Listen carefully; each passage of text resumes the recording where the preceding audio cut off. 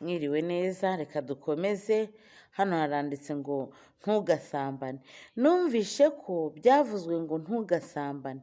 Njyeweho ndababwira yuko umuntu wese ureba umugore akamwifuza aba amaze gusambana nawe mu mutima we. Ijisho ryawe ry'iburyo nirigushuka rikakugusha, urinogore uritekure. Ibyiza ni uko wapfa ijisho rimwe biruta ko umubiri wawe wose wawujugunya muri gihenomu. N'ikiganza cyawe cy'iburyo nikigushuka ugice ugitekure. Ibyiza ni uko wabura urugingo rwawe rumwe biruta ko umubiri wawe wose wawujugunya muri gihenomu. Urumva iyo usambanye, gusambana ni icyaha kibi, ni icyaha gikorerwa mu mubiri. Ahangaha rwose Imana ho ibwira abagabo cyane ko iyo wifuje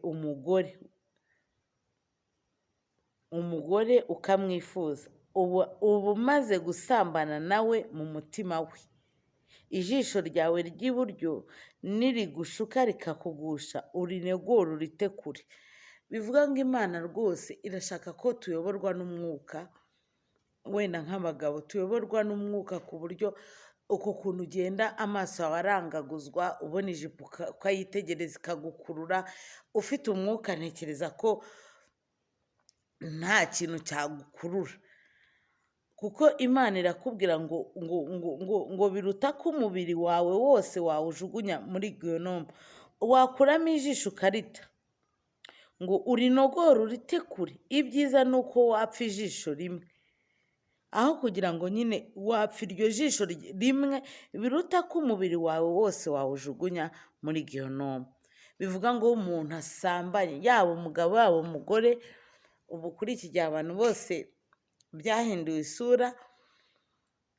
Urumva iyo usambanye rwose ni umubiri wawe uba utanze, uba utanze umubiri wawe uwujugunye muri gihenomu.